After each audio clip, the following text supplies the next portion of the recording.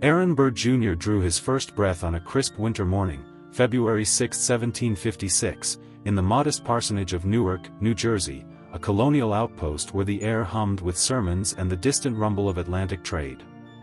His father, the Reverend Aaron Burr Sr., at 31 already a pillar of Presbyterian orthodoxy and freshly installed as the second president of the College of New Jersey, destined to become Princeton University, embodied the fusion of clerical piety and scholarly ambition that defined the Edwards dynasty. Burr's mother, Esther Edwards Burr, just 26, was the intellectual daughter of Jonathan Edwards, the thunderous revivalist whose 1741 Enfield sermon, "Sinners in the Hands of an Angry God," evoked hellfire's flames to jolt souls toward salvation. She herself kept a diary blending maternal tenderness with theological musings, noting her infant son's sprightly gaze amid the rigors of frontier faith. Yet this gilded cradle shattered with merciless speed. In September 1757, as autumn leaves turned, Aaron Sr. collapsed from a fever contracted during a grueling college fundraising tour through Boston, dying at 41 on September 24.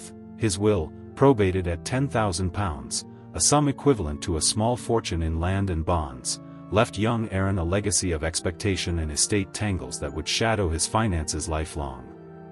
Esther, bereft and pregnant again, clung to her boy for months, but smallpox, inoculated too late, claimed her on April 17, 1758, at 28, her body racked by the pox's pustules after tending infected neighbors. Jonathan Edwards, summoned to console, inoculated himself too, only to perish March 22 from its complications at 54.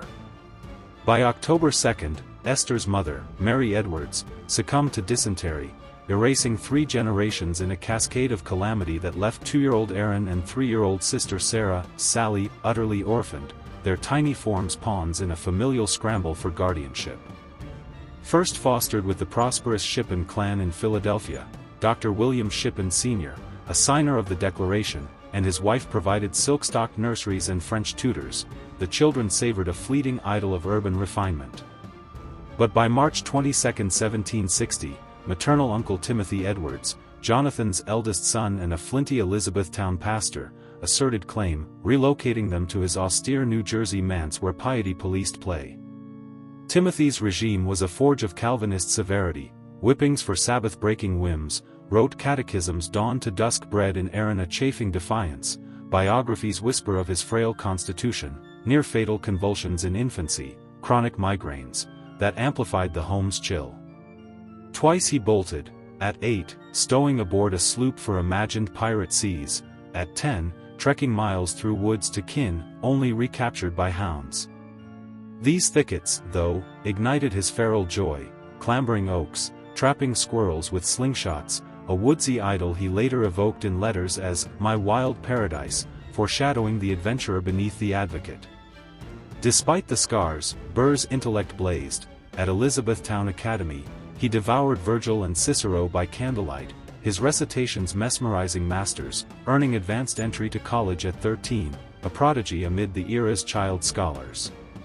In September 1769, Burr matriculated as a sophomore at the College of New Jersey, his late father's domain now helmed by the pious Samuel Finley, plunging into a vortex of Enlightenment debate within the American Whig and Cliosophic societies, rival clubs where he sparred on liberty's bounds, forging bonds with James Madison over Locke and Montesquieu.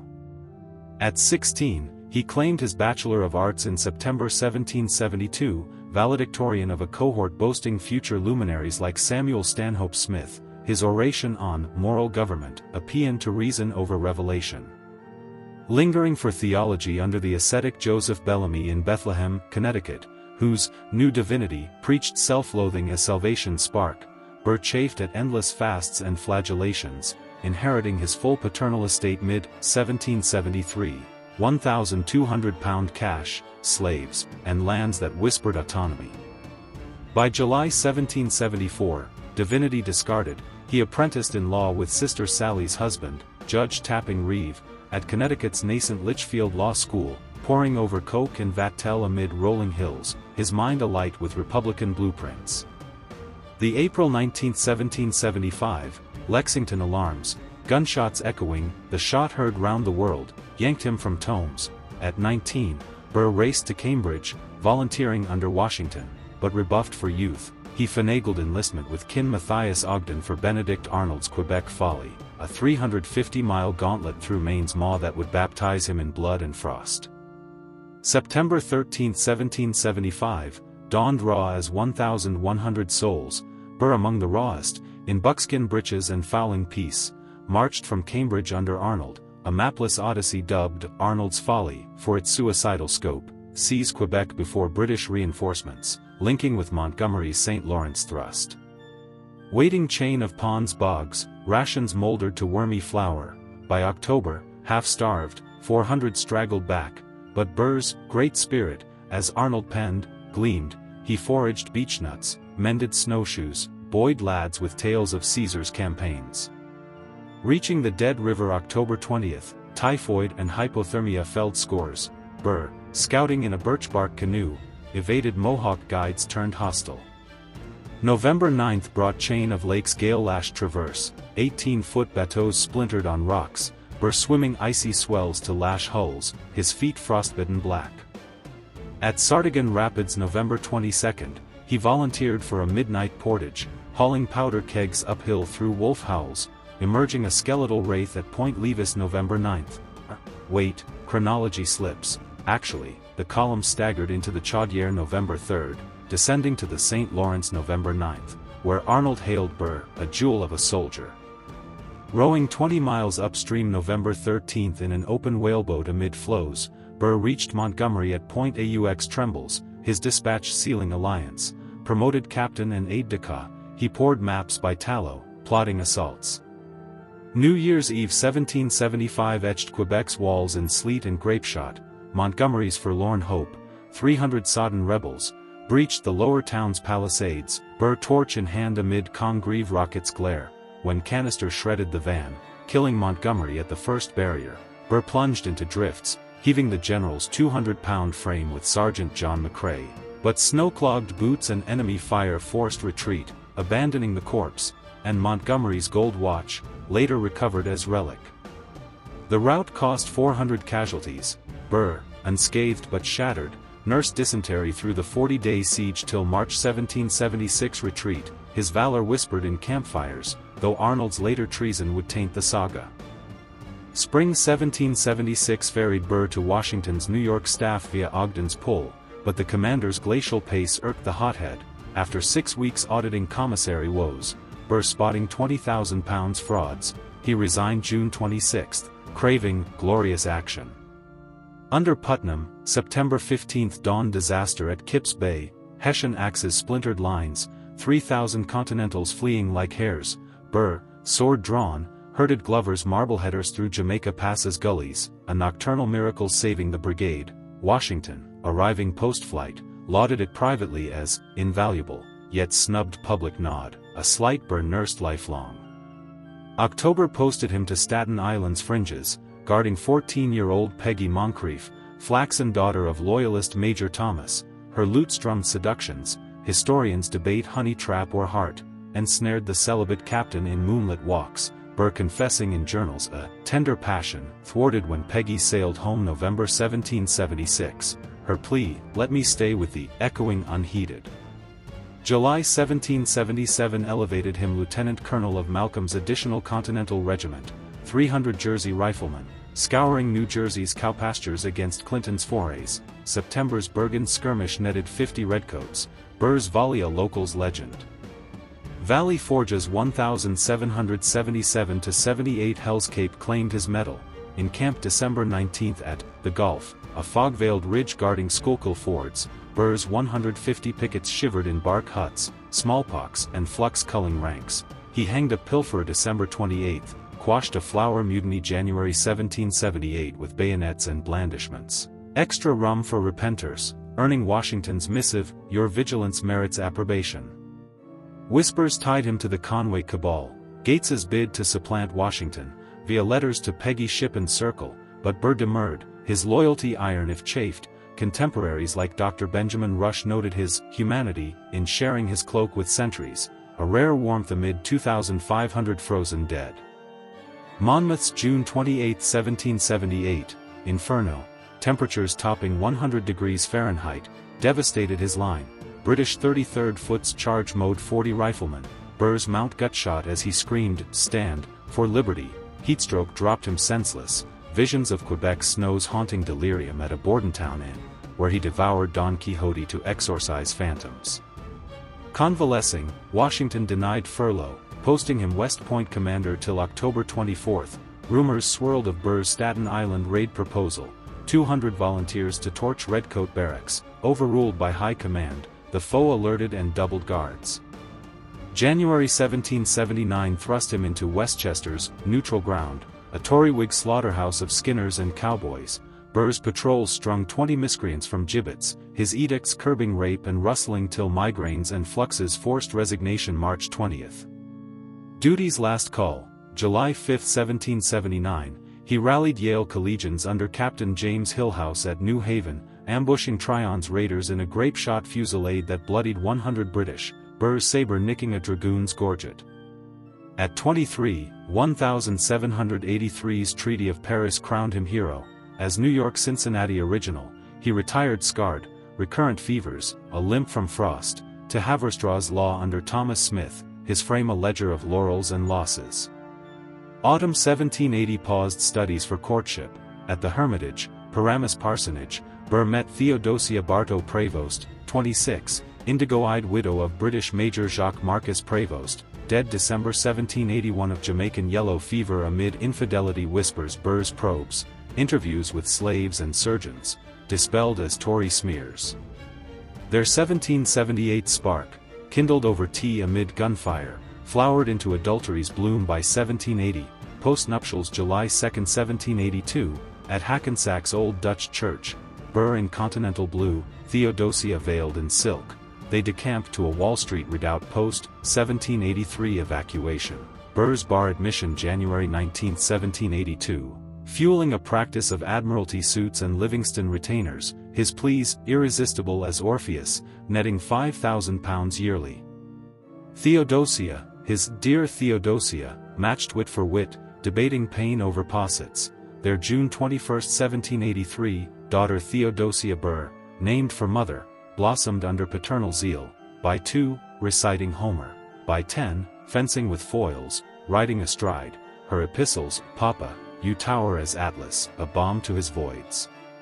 Griefs intruded. Sally Burr, 1785 born, perished aged 3 in 1788 convulsions.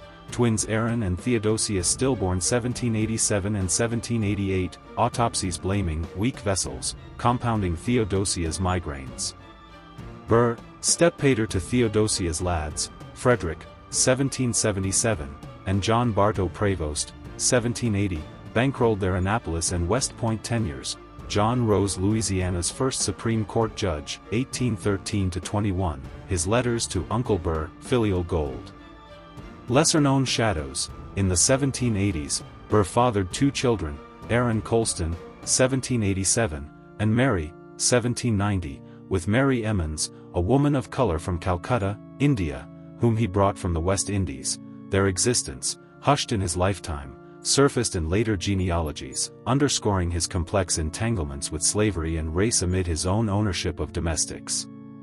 Politically, 1784 Assemblyman for Orange, Burr, anti-federalist under Clinton, pushed 1785 emancipation bids, freeing his own Caesar. 1812 will noted, ironic hypocrisy, and militia codes from Valley Scars. Attorney General September 1789, he clawed £100,000 in loyalist forfeits, feuding federal benches in prelude to national wars. His Tammany Hall genesis a mechanics cabal against patroons. 1791 vaulted Burr federally, toppling Schuyler, Hamilton's pater-in-law, via Clintonian mechanics for New York Senate seat. He reigned till 1797, his filibusters gutting the 1791 bank as moneyed aristocracy's vampire, decrying 1794 whiskey levy sparking Pennsylvania's tar and feather revolt. November 1795's Jay Treaty Philippic, prostration to George III, thundered Senate galleries, netting 30 electoral nods as 1796 Veep Dark Horse, nosing Adams for silver. Re-election foiled 1797 by Hamilton's Schenectady rally, 20,000 yeomen for Schuyler, Burr slunk to 1,798 to 99 Assembly, tweaking alien laws for Holland Land's 4 million acre grift, pocketing £20,000 commissions in Western fever dreams. September 23, 1799, birthed the Manhattan Company, water pipes as facade for Republican Bank, £2 million capitalization laundering votes, Hamilton bade, infernal machine, their venom, 1791 slurs, 1799 church proxy duel, Burr's ball grazing foe's coat, apologies swapped, now pus. 1800s caucus crowned Burr Jefferson's running mate, Tammany's 10,000 immigrants, Manhattan's usury, flipped New York's 12 electors April 29 to 30th, a Republican deluge. Yet flaws tied them 73 to 73, Federal House's 35 ballot deadlock, Burr's coy, let Constitution decide, spurning Bayard pleas, roused Hamilton's blizzard of billets, Burr's embryo Corsica. Catiline redivivus, swaying Maryland's February 10, 1801, crowning Jefferson, Veep Burr March 4 amid cabal stench, Jefferson muttering, perfidious arts. Jefferson, meeting Burr in 1791, noted, never an intimacy, their rapport cordial yet cool. During the tie, Jefferson praised Burr's honorable and decisive conduct, in a February 1, 1801, letter, thwarting Federalist ploys, though whispers of Burr's ambition lingered. Vice Presidency's 1801-05 leash galled, Senate gavel impartial, repealing sedition's gag, but Jefferson's chill, fearing Burr's self-love, as confided January 26, 1804, barred salons, ignoring appointment bids. Burr's 1804 gubernatorial gambit, Clinton-backed, cratered under Hamilton's June fusillade, Albany registers, adulterer, bankrupt, Catiline, 7,000 vote rout to Lewis. Fury fermented, June 18, seconds Van Ness and Pendleton demanded Hamilton disavow a July 1804 dinner quip, Burr's despicable opinion, Hamilton's July 10 parry, I aver no ill, escalated challenge June 27. Dawn July 11, 1804, Weehawken's ledge, Philip Hamilton's 1801 grave, dawned misty, Burr, frocked in green, pistols by Church, 1799 survivor, Hamilton, prayerful in blue, Dr. David Hossack and Pendleton trailing. Rules, 10 paces, turn, fire at will, Pendleton's, gentlemen, cock your pistols, clicks echoed cliffs. Hamilton, sighting high or deloping, eyewitness Pendleton swore, intentional miss, Hossack, threw away shot, snapped cedar 12 feet right, Burr, steady, ball pierced Hamilton's liver at 4 inches right of spine, the Federalist crumpling, this wounds me sore, my first fire. Hossack raced, finding pulse faint, rode to Manhattan by 7 a.m., Hamilton dictating, statement on impending death, defiant apologia, expiring July 12, 2 p.m., at 49, widow Eliza's wail piercing Bayard House. Sermons thundered, Burr the fratricide, New York indicted murder, Jersey too, Burr, unflinching, presided Senate till March 1805, then ghosted South, a pariah in petticoats, his farewell March 2, 1805, speech, 20 minutes of eloquence, drawing tears even from foes, though unrecorded in full. Philadelphia's 1805 shadows birthed the Burr conspiracy, ambition's fever dream amid Duels dregs, clients fled, £30,000 seized. Flatboats chartered on Ohio, cryptic missives flew, to Harmon Blennerhassett, 41, Anglo-Irish eccentric on his 300-acre Ohio Isle, Palladian mansion, hothouse oranges, pledging, enterprise beyond fortune's smile, Blennerhassett, United Irish exile wedding cousin Margaret Agnew in scandalous 1790 right, poured £10,000, hosting drills for 60, Burr's banditti. Sons Dominic and Harmon Jr. among cadets, his journal gushing Burr, the demigod of my idolatry, Island HQ for gunpowder and galleys. To Wilkinson, Orleans corrupt commandant and Spanish gold taker, Burr teased, Spanish peril, detach west for empire, visions hazy, Mexico filibuster amid Florida spats, or Allegheny secession for, Burr's republic, Napoleonic throne his. December 1806 flotilla, 9 boats, 100 arms, ghosted downstream, rumors of U.S. war on Spain panicked Wilkinson, who October 21 ciphered Jefferson Burr's deep treason, double-crossing for amnesty. Dragnet snared, Burr, apprised at mouth of Mississippi, torched crafts, fleeing as Tom the Traveler, snagged February 19, 1807, in Natchez by cavalry, irons clanking to Richmond. Jefferson's August 1806 proclamation branded him public enemy, trial August, September 1807 before Marshall, 200 witnesses, 30 lawyers, Wirt's prosecution roared, Leviathan dismembering Union, Martin's defense, slurring Wilkinson, perjured poltroon, paraded flip-flops, Blennerhassett wailed, Burr's dupe, island torched by vigilantes. Marshall's charge, treason's overt act, 2 witnesses per Article 3, none for armed levy at Blennerhassett Isle, acquitted September 1, mob stones hailing, traitor. Jefferson's midnight pardons for cohorts wreaked vendetta, the president decrying to Lafayette July 14, 1807, Burr's plot as one of the most flagitious, to separate western states, add Mexico, and subvert freedom. Exiles chill December 4, 1808, Charleston sloop John and Sally bore Edward's Regnault to Liverpool, 200-pound debts dogging, London Salon snubbed his Florida pitches to Canning, 3,000-pound bail crushing, 1809 Paris wooed Talleyrand over cocoa vin, Napoleon deaf to Mexican loans, de Staël dubbing him wandering Jew of politics. Deported threats chased to Sweden's Gustav IV, Denmark's courts, 1812's War of 1812 gales smuggled him via USS Argus, frock, wig, to Boston April 1812, New York reclaiming threadbare bar. Theodosia's Abyss, February 1801 wed South Carolina's Joseph Alston, grandson Aaron Burr Alston, 1802 born, her little Burrina, she sailed January 1812 from Georgetown, schooner Patriot pirate preyed off Hatteras, Blackbeard ghosts, say, or storm smashed, her last note, adieu, the storm terrible, hollowed Burr, pawning her locket for $20, seances summoning her shade.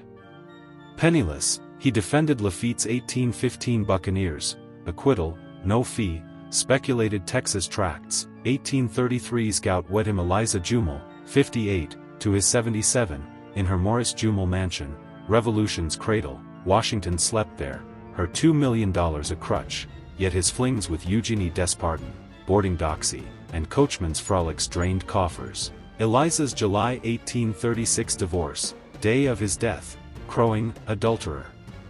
September 14, 1836, Staten Island hovel claimed him at 80, nephew Antonio's vigil, last gasp, Parsas, no sting, buried Princeton beside sire, will freeing slaves, estate £50 debt.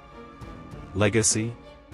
Orphans blaze to infamy's ash, founder felled by fire, his impartial chase impeachment defense 1804 preserving judiciary, yet Duels shadow and conspiracy spectre eclipsing valor, revived in Hamilton's 2015 beat, but the man who killed the musical's hero.